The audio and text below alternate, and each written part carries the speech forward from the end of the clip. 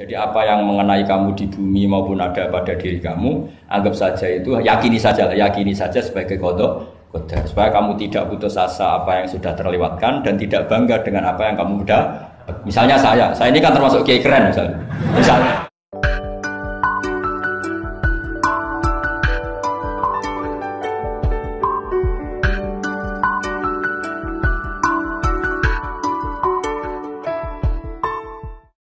Ya. Masalah keimanan. Tanya apa ngeluh? Kalau tanya boleh ya gimana? Masalah keimanan tentang qada dan qadar. Oh iya. Kalau qada dan qadar itu kita sudah ditentukan oleh Allah, kenapa masih dimintai pertanggungjawaban nanti di akhirat? Oh iya. Betul. Ya seperti mukadimah saya tadi ya. Jadi ngaji itu harus kafah. Kafah itu artinya komplit. Jadi Nabi dalam banyak hal yang momennya tepat ya menganalisis dengan qada qadar, tapi dalam banyak hal juga melarang orang membicarakan qada qadar. Jadi misalnya gini, kamu kadung ditakdir pernah punya dosa dan kamu ingin tobat, maka dosa yang masa lalu anggap saja qada qadar, terus keinginan tobat itu anggap aturan syariat. Jangan lalu setelah qada qadar kamu tidak berkeinginan tobat. Ini penting saya utarakan karena Nabi itu ngendikan pasti dua kali. Saya jamin di setiap konteks sosial Nabi pasti ngendikan dua kali. Dua kali itu dua solusi. Nabi pernah ngendikan idza dzikiral qadar fa'amsiku wa idza dzikiru ashabi fa'amsiku. Jika umatku telah menjustifikasi qadar dan qadar fa'amsiku, kamu jangan ikut-ikut. Karena nanti akan yang zina enggak apa-apa, saya sudah qada qadar, yang maling ya enggak apa-apa karena sudah qada. Wah bahaya, bisa hancur syariat kalau seperti itu. Tapi ada banyak hal yang Nabi mengisnadkan itu ke qada qadar. Kayak cerita Nabi Musa dan Nabi Adam. Ada kan di hadis Sahih itu jelas. Ini dengerin, ini betul di hadis Sahih. Nabi Musa itu saking Israelnya, memang beliau orang apa? Pertama, semua Nabi kan pasti ngalami diangkat ke alam roh. Nabi loh ya, tidak sampean Nabi. Sampean tidak usah ambisi begitu, Nabi ini. Ketika beliau diangkat di alam roh itu ketemu Nabi Adam. Padahal Nabi Adam kan Abul Basar, tokoh utama ada.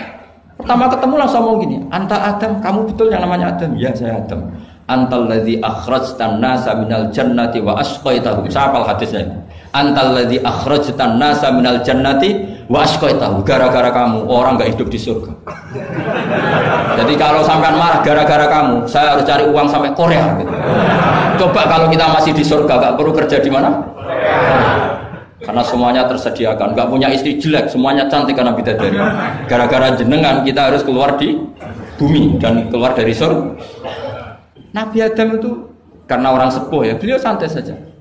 Anta Musa, kamu betul Musa? Ya, saya Musa. Anta kalimu, ya saya kalimu. Anta Sofio, ya saya. Nabi Adam masih muji-muji. Ini pentingnya orang bijak. Jadi kalau sama nanti ngelawan saya tetap bijak insya Allah. Tapi sampai bisa neraka, ngelawan kiai itu dosa. Dosa sekali, bukan dosa biasa, sangat dosa. Nabi Musa, Nabi Adam masih anta Sofio, anta kalimu. Bukankah kamu melihat di Taurat bahwa saya akan dosa dan akan dosa saya sudah ditulis 40 tahun sebelum saya dosa? Iya ya Musa. Iya ya Nabi Adam, ya betul gitu. Berarti kamu mengkritik saya atalumunani fi amrin qad qadahu. Kamu mengkritik saya, menyalahkan saya dengan sesuatu yang sudah diqada-qadar oleh Allah sebelum saya lakukan.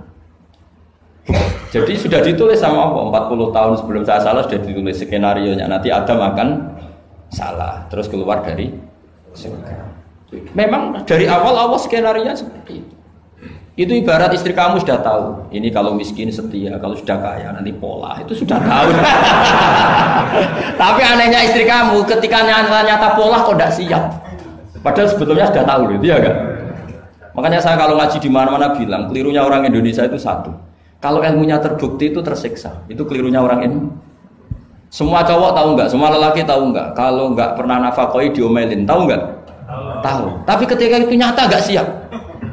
Harusnya ketika nyata diomelin, alhamdulillah ilmu saya benar. Tapi istri kamu juga gitu. Biasanya wong lanang nek duwe akeh pola. Terus dengar sampean mulai cinta orang lain. Harusnya kan alhamdulillah ilmu saya benar kan. Tapi artinya gini, manusia saja bisa memprediksi. Kan nggak mungkin kita nyifati Allah nggak tahu Nabi Adam salah sebelum nyata-nyata salah. Tentu itu tidak mungkin. Nah, maknanya qada qadar kira-kira gitu. Allah itu tahu apa yang akan terjadi. Tapi tetap saja ini nggak boleh dipakai justifikasi untuk maksiat. Makanya jelas aturan Quran, saya mohon kamu nggak boleh salah. Ini nanti saya baca. Saya hafal tapi ini biar tamu ayatnya.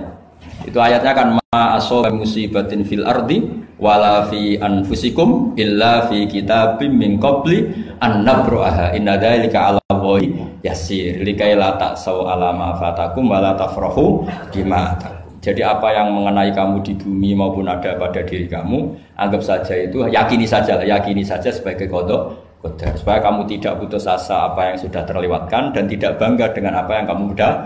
Misalnya saya ini kan termasuk kiai keren misalnya itu saya tidak pernah bangga karena memang ditulis kalau suatu saat Gus Bah itu keren, jadi bangganya di mana kan sesuai skena. Jadi untuk menghilangkan ujub bangga itu dengan cara iman sama qada qadar. Terus likaila tak soal fatakum, kamu tidak perlu putus asa dengan apa yang sudah kelewat. Misalnya masa lalu kamu ya tadi diusir istri, suami, macam-macam lah, utangnya banyak, wes sudah bangkit saja, itu sudah takdir. Jadi mungkin ada yang mencarikan, coba ini carikan, mungkin di surat Hadid itu apa yang nanti dicari ayatnya. Pokoknya ayatnya tadi apa? Ma asoba min musibatin fil ardi wala fi anfusikum apa illa fi kitabim min qabli an nabraha inna dzalika 'ala Allahi yasir likaila taksau 'ala ma fatakum wala tafrahu bima atakum. Jadi qada qadar ditulis supaya kamu tidak putus asa menyesali apa yang sudah kelewat dan bangga kumaluhur terhadap apa yang kamu dapat. Jadi misalnya Pak Jokowi jadi presiden, untuk menghilangkan ujub ya, memang sudah ditulis kalau akan jadi, ya biasa saja sesuai skenario. Ya sama seperti sampean suatu saat tua, terus untukmu coplok, terus dredeg-dredeg, kepleset tiba. Soalnya harus senang saja. Zaman kamu muda juga sudah tahu kalau nanti akan seperti itu. Gitu. Jadi kalau itu terjadi, ya sudah, memang akan seperti itu. Jadi ringan saja. Ini pentingnya ngaji. Jadi sesuatu itu mudah sekali kalau dianalisis dengan dengan ya cukup ya. Satu lagi aja jangan. Kalau nggak salah itu surat Hadid. Biar ditahukan suratnya. Diumumkan siapa? Surat apa? Hadid betul. Hadid 22. Hadid 22 ya. Hadid 22.